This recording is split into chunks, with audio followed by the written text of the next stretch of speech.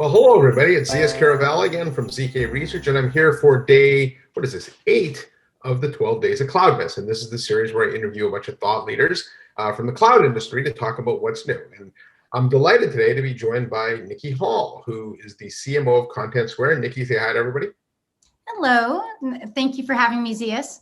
Well, it's a pleasure to have you. Now, day 8, I've been asking everybody this question, if they know what was given to them by their true love on the particular day. So do you know what day 8 was from the old song?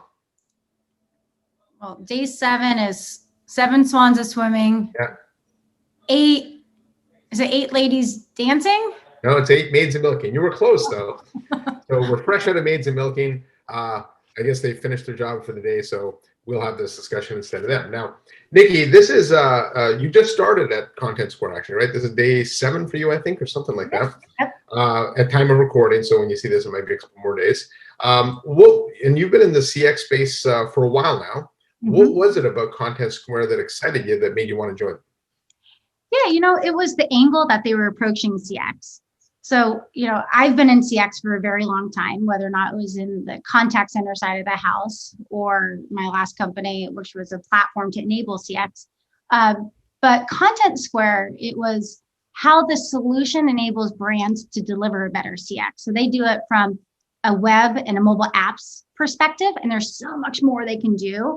And all the data they have, the macro level data on how people are engaging with a brand. It was just super interesting to me, especially given the data, because data is kind of like, that's gold, right? If you have the data and you can glean insights from it, you enable a better CX. And that's nothing I haven't really focused on that area before. Oh, well, I guess if they're focused on web and mobile app, then this must be a really exciting time post-pandemic, right? Because everyone's using mobile app and web today. Yeah, no, absolutely. I mean, we've been talking digital transformation for some time. I mean, Yeah. Zeus, we've worked together for years, and you helped me kind of build out that for different companies. And I was just watching Meet the Press this weekend, and year over year, typically you see digital shopping increase 19% year over year. This year it was 52%. Holy so cow. Everyone is, right? I mean, everyone is living digitally. It's, we're going to school digitally. My kids are on Zoom all day long.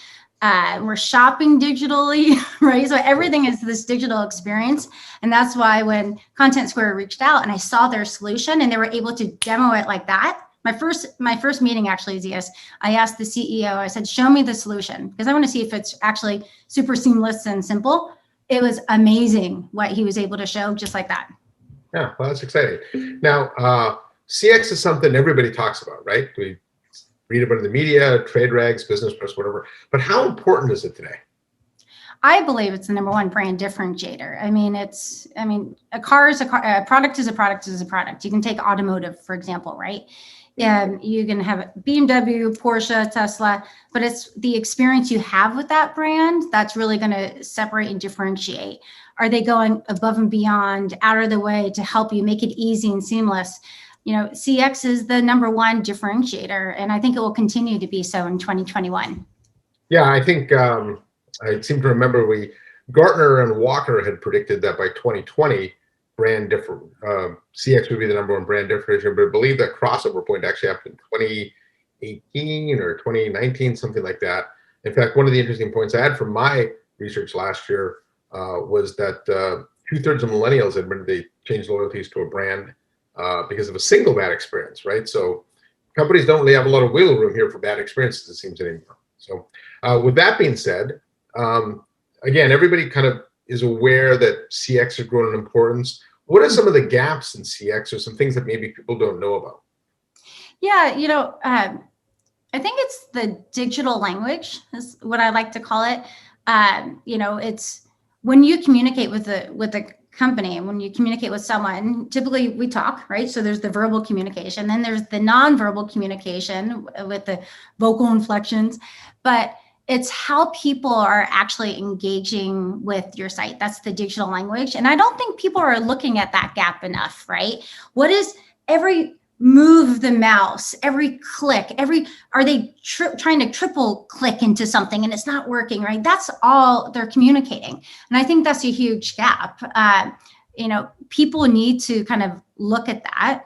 They need to look at how people are engaging with one's website or mobile app, or maybe in the future it'll be voice analytics, right? In the call center where we grew up, in the contact center.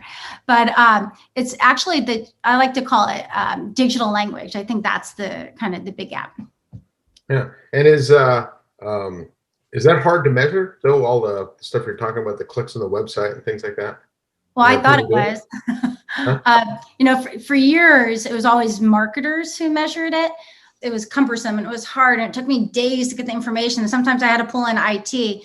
And nowadays, I mean, that's part of actually what attracted me to Content Square, because their solution was so simple that I was within literally 30 seconds. My CEO said, name a website. I named a website. He pulled up Tiffany.com. Not only was there heat map, but there was literally what percentage of traffic is going there and what is the value of that in dollars. So in the past, yes, super hard, clunky, complicated, days to get the data. And now you can do it like that. So this isn't something that's an art anymore where we're trying to guess at the value. You're actually able to quantify what those mouse click means and how Absolutely. It translates into dollars. Absolutely. Yep. And that's that digital language I was talking about. Yeah. And have you guys seen a pretty good rise in like our companies actually trying to transition their businesses to this model now? Oh, absolutely. I mean, the more and more people are digital, the more they need to understand. I mean, the customers are no longer coming into the stores where there was the brick and mortar. They're actually coming to the website. And instead of having a conversation with a person, let's say you were the person in the store, yes, and I'm coming into shop, you would have a verbal conversation. Instead, they're coming to your website, and you have to be able to understand that language. So absolutely. Well, it seems like there's this widening gap though between companies that get it and companies that don't, because I'm always surprised that the companies that I want to work with that or do business with that aren't able to do these things digitally or even understand what it is I'm trying to do. So. Yeah, absolutely. Yeah. And if you don't do it well, like we talked about earlier, people will be left behind, right? I mean, people are going to do business with brands that they feel care about them. There's a CSR angle that they know. And now that we're living digitally, it's understanding that digital language. Yeah. Well, there you have it. Either transform or get left behind. So there you go. Yep. And Niki, it's mid-December, right? Or mid to late December. And this is the time of year where all us smart industry people pretend we know things. So look into your crystal ball and give us a prediction for 2021. What should we expect in the area of CX next year? Well, we'll continue to be the #1 brand differentiator.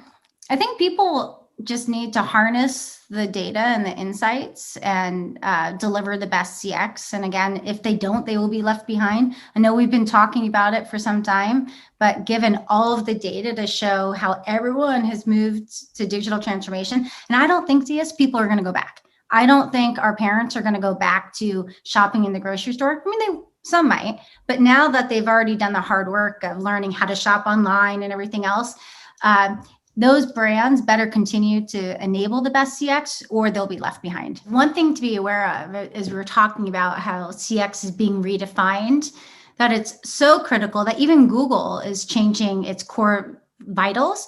So typically it used to be, and you probably know this, sites are ranked by SEO and you can have the best SEO strategy, but it's no longer whether or not you have the best or most thought through SEO. Optimized strategy, but it's also about whether or not you're providing a good CX. So if your site performance is lagging, if customers can't find what they're looking for, then you're going to be penalized. So not only is CX hasn't been a brand differentiator, but even Google is looking at it, and you'll be penalized if you don't provide the best CX on your website. Yeah, well, if Google's doing it, then you know it's real. Yep. So the other prediction I want to throw out there is COVID has redefined CX in our very eyes. And historically, you had all these silos, and these silos will be broken apart, and you'll be able to have this holistic view of the customer and their journey with the brand. Yeah, I think that makes sense. In fact, I do a lot of work in AI, as you know, and in data sciences, there's an axiom that says good data leads to good insights. Well, if that's true, then the corollary of that's true, where partial data would lead to partial insights. And I think that's historically what we've done is collect a lot of sets of partial data, which is going to lead companies to fragmented insights. So it's good you brought that up. I don't think many people are aware of that. So anyways, that brings us to the end of day 8. I want to thank again on behalf of Niki Hall, the new CMO of Context Square. Congratulations, by the way. I don't know if I've said that to you yet. I'm excited to see what you do at that company. You've done wonderful things for the other brands you've worked for. So it's an exciting time for them and for you. So on behalf of Niki, I just want to say happy holidays, everybody, and I hope you have a happy Cloudmas.